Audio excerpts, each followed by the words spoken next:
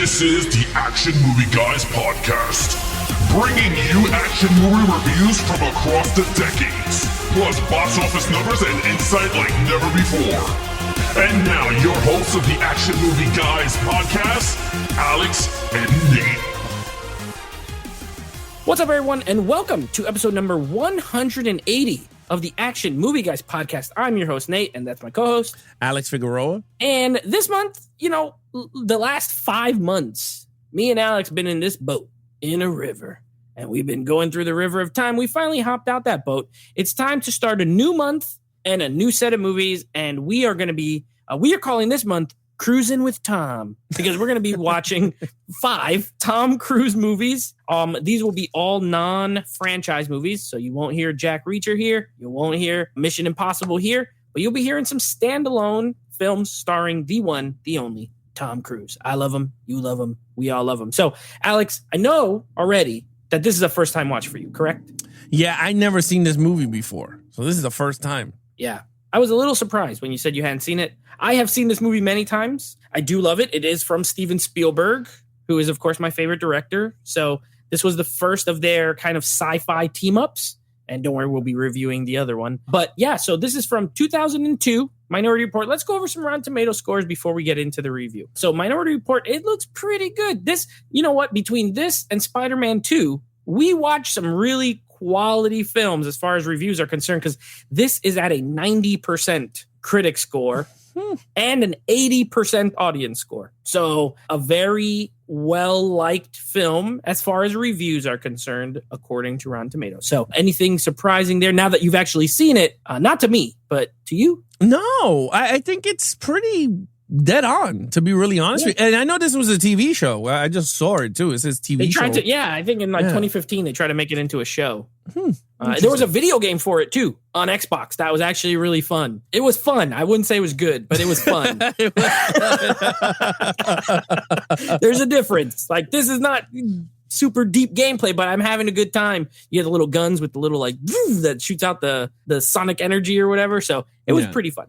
Okay, besides the point, we're going to be reviewing the movie. So, Alex, when I host, you get the lucky opportunity to go first. So, lead character, of course, played by Tom Cruise, John Anderton, not Anderson. Anderton is the lead character in this. Please, take it away. Okay, so he was good. I liked his character. Now, his character was he has struggles within him. He lost his son. He was divorced. You find that out halfway towards the end, when he starts to do his running around, and it was very cyberpunk type game, futuristic, augmenting yourself and doing all that. And I liked it. I thought it was really good. His character is a very strong character. He was this head of this organization that could basically stop crime before it happens. That's what I got the gist of. Like pre-crime. Pre-crime, before it happens. I thought that whole situation was actually really good. I thought it was good. I was hooked on that point. I was like, the character was very fun.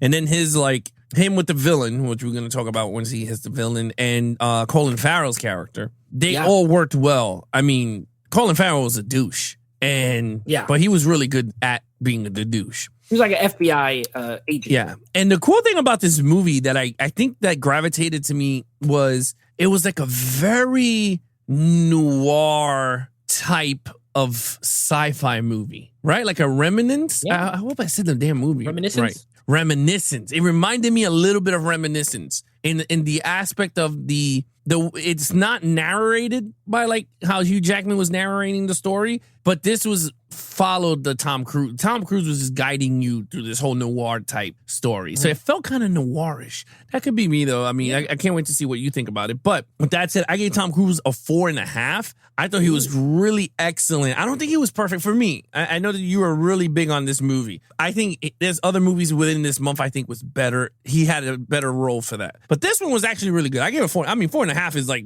really big, but yeah. I did give him the 5 because I do like that he is a fully developed character. Yeah. He is really good at his job. You don't want to commit a murder when this guy is, like watching the screen and getting the little wooden balls and all that kind of stuff, because he will get you and he will figure out where you live and he will figure out how to do it. He's a great cop, great at his job, and he's a good man, but he got some issues. Okay, and I love that they go into the backstory of why he has these issues. He's on drugs. You know what I mean? Why? Because his son died, and he feels at fault because he was there when he got kidnapped. Well, he doesn't die. He gets kidnapped. I'm sure he's dead, but they don't outright show him die. He loses his wife because he could not get past this, essentially. So he joins this unit to make sure something like that never happens again. Then it's a conspiracy. So yeah, this is a little bit of both, a film noir kind of, like Blade Runner is a film noir, and this has some elements of that as well, but very conspiracy movie. You know what I mean? Like someone's framing someone, and you don't know who's framing who and why. It is very, very well done. But I love him. The whole time I'm rooting for him, even with his problems, like, okay, this guy's a druggie, but you still want him to like find out who's doing what and get to the bottom of everything. I think that's the key to a great lead character. So yeah, I gave him a 5. 4.5 is also great. Okay, main villain. Now this is the great Max von Sydow is playing him. He's Dr. Lamar Burgess is his name. What did you think? I gave him a 4. He's excellent in the movie. I'm not saying he's not. He is really good in the movie. The fact is he's only in a few scenes. Yeah. He's in the beginning and then he's at the end and a little bit in between, like actually in one scene in between. When he's on the run, he calls him on the phone. Other than that, like he is really, really good. I figured him out within 45 minutes into the movie. I was like, wait a minute. When I saw the highlight again, I was like, I think this is the old bastard. I was like, because when they showed him in the room with Colin Farrell, I was like, okay, I kind of knew it was him. Like he took the gun and I was like, okay. But again, we've seen a lot of these type of movies, so you kind of know the clues. Sure. But it was pretty cool because I really thought it was Colin Farrell until that scene developed. And I went, oh boy, it was the old dude. Like his friend. Actually, his friend mentor, I guess, right? It was his mentor. Yeah, it was like someone that he really looked up to. Yeah, he joined because of him. But yeah, look, he used it against him. His son dying and figured out how to use this machine and flip it around. And I thought it worked very well. He was good. Like I would have given him a 5 if he was just a little bit more into the movie. Because he did everything that a villain does. Like he set him up perfectly, used his weakness, and still like almost got away with it until Tom Cruise was like, no, you ain't getting away, bastard. And I liked it. I thought it was good. So, again, I gave him a 4 for main villain.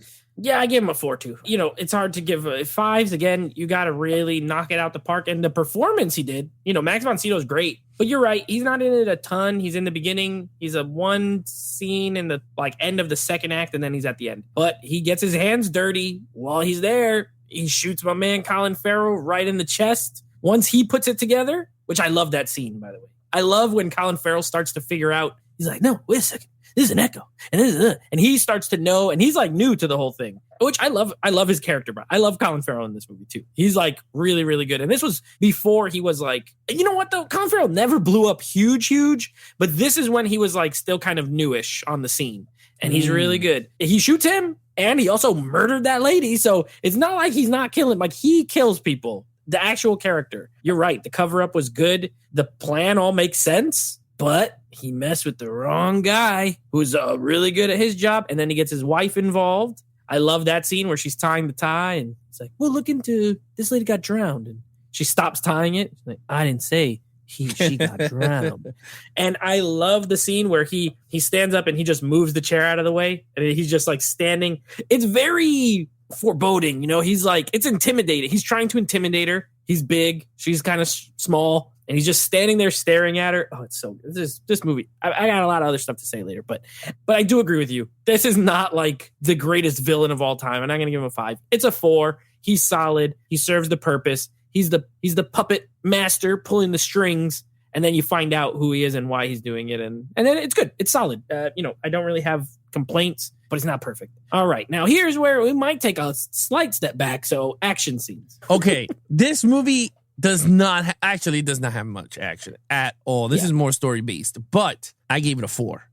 It did not hold up still. I'll be honest with you. It did not hold up at all, the scenes, but it delivered. I thought it was good when he was on the run. I was like, okay, I thought we were going to get like the Tom Cruise running like he does, but we didn't get that. But I kind of like him fighting with the jets. He fought his friends pretty much that's what you get throughout the whole movie. I liked when he was in that floating car scene. I thought that was pretty cool. That's pretty much everything you got there was just the floating car scene, him fighting the guys in the alleyway, him running through the building. Oh, and then him putting the eyes, and then he had to go in the tub of water. And the spiders from the spiders. And they still found him, though, because he zapped the water. Yeah. I thought that was funny. Yeah, that was funny, because the bubble comes up. Yeah, that's hilarious. Yeah. So, with that said, I gave it 4 because I kind of enjoyed it with this story. I thought it fit this story. Now, if it was like other movies, I would have said a 3 for good. But I think for this type of story, I think it worked very well for me. So I'll give it a 4. This is going to be funny because I love this movie and I gave it the 3.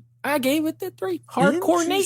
Hardcore Nate. Very hardcore. Listen, there's 2 action scenes in this movie. Yeah. They're both really good, though. So that's why I still gave it a 3. The scene with the jetpacks, I love. I still think it looks better than like some movies that come out now because at least they had the sense to put people on wires and like make them fly around instead of just making them CGI. You know what I mean?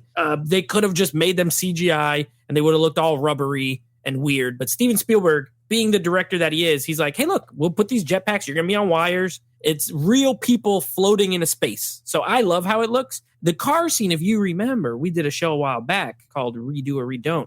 And I mentioned how the Total Recall remake car scenes pretty much ripped off the way the cars go in this movie. And now that you've seen this, I think you could agree. Like the whole, they're not really on wheels. I mean, there are cars that have hovering tires, but they're it's like magnetic. So they're on the road. They could go down the side of a building. They can, the way the cars look, very Total Recall copied off of it a lot. So that's why I didn't like that movie as much. Cause I'm like, well, Minority Report already did this and it's better. I do like that scene where he's jumping on the car. And then the other ones, it reminds me of a video game a little bit. And then the scene in the factory when he's fighting with the guys and they have those guns, the little, and they, that was like cool. Wind it up. Yeah, that was cool. That was cool. And blast like energy at them. And then he gets built into the car. But I love the scene when he pops up. Like they're all walking down the thing.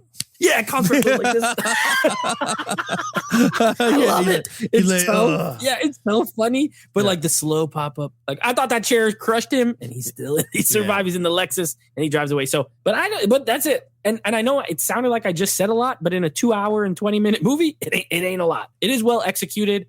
This is Steven Spielberg we're talking about. So it's not like you're getting piece of crap action and a little bit. You're getting like really high quality, but not a lot. In this particular movie. So I gave it a 3. You gave it a 4.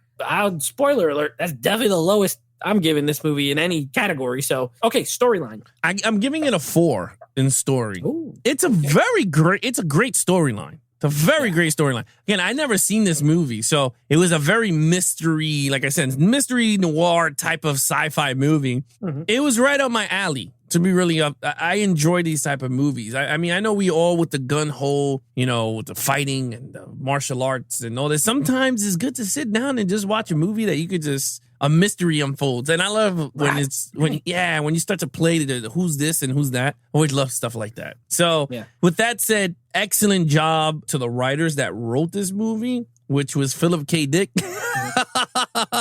Philip K. Dick wrote the original short story. Yep. Yeah, he wrote it. I thought it was a great storyline. I thought it was good. And I could see this movie getting remade. That I will say now. Again, better technology and stuff. But I don't think they will do it. But with that said, I gave it a 4. Yeah, I gave it a 5. I love it. It's so well written. Like the script is really good. I had a feeling you would like it because I remember you liked Shooter a lot. And this is the same kind of, I mean, it's in the ballpark, right? Because it's a guy, he gets set up by some people in power. He got to clear his name. It's that conspiracy. That's more big, like military and government. This is a little more small scale because it's just the Washington, like police, the Washington, D.C. police, but it's still the same concept. But I just think it's so tight. There's no real holes in the movie. Plus, I like the whole thing with the twins. They had this ability to see the future, but everything is really well thought out. Like only all 3 of them have it. And the way they explain the echo, and they explain a lot of cool concepts in a way that you can follow the movie no problem. And then while the mystery's unfolding, it makes it easy to kind of keep up with what's going on. So, and also this is a reverse of some other movies. Like it's 2 hours and 25 minutes, but I feel like they filled the whole 2 hours and 25 minutes with details and plot. And I'm never bored anytime I watch this movie. I think the pacing is really good. Even the slower parts, they're explaining things you need to know. like the lady with the plants when he goes there and she's telling him what the Minority Report is and all that kind of stuff. And yeah, it's I love it. I think it's a great storyline. So yeah, I gave it a 5. You gave it a 4. All right. So overall, I'm just going to continue going. It's a 4. It's a great film for me. Honestly, it's crazy. I mean, everything you said was right. It was very well paced. It was a fun movie to sit down and watch if you're into some like these murder mysteries, because this is what it was pretty much a sci-fi murder mystery. It worked very well. I liked the beginning scene where he had to save the couples from getting killed, which they showed you how the thing worked. I thought it worked. I love their watch that they had.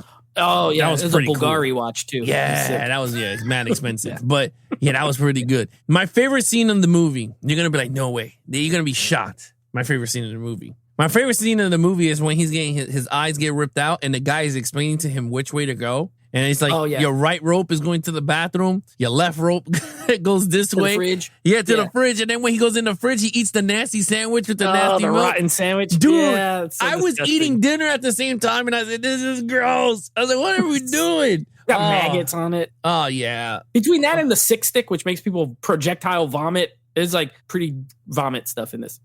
Yeah, it's a lot of freaky deaky vomiting. But like that was my favorite scene because you could see like it was just cool. He had to use his senses until the timer came back and his eyes was different. I thought that was pretty cool. I like that augmenting stuff. So it makes it fun when the characters do that. I like the whole story with the kid. I thought it worked very well. With that overall, every character here fit their roles perfectly. This did not feel like a Steven Spielberg movie. I know he's your boy. I'm going to be honest with you. I know he's your boy. But I got to say, it did not. I would repeat, it did not feel like a Steven Spielberg directed this movie. Steven Spielberg does the stupid thing with the flares. That's the only thing I could go, okay, the flare. But other than that, I didn't. You could have just told me it was just Tom Cruise and figure out the director. I would be like, I don't know who the hell this is. I was like, J.J. Abrams? Yeah. Because to be honest with you, I would have said J.J. Abrams first. But with that, I gave it a 4 for overall. I kind of like that. I kind of like that this doesn't feel like a Steven Spielberg movie because it shows my man's got range and skills and talent. My man. Steven Spielberg is my guy. He's my guy. And this is another example why he's the greatest director of all time, in my opinion. This is not his best movie, and yet it's still a really awesome movie that I love. My overall is a 4.5. It's a 9 out of 10 for me. Always been, always probably will be. It's not a perfect movie. I save my 10s for things I think are really, kind of perfect as they are. It's not, because again, I'm scoring on an action perspective. Like if we're not factoring in action at all, that's still a 9. But yes, I love this movie. I love the look of it. I know we were talking off air before. It's not for everybody. It's not a beautiful looking movie, but yet it's a beautiful looking movie in some ways. You know what I mean? There is a certain beauty in that kind of dingy, really grainy film look that it has very blown out whites, and it's a very stylistic, movie. But you're right. This is not a typical Spielberg movie. And it's great. Tom Cruise is great in this. I think his acting is really good in this movie. Yeah. People, I think Tom Cruise is a really, really good actor. I don't think he's an Oscar,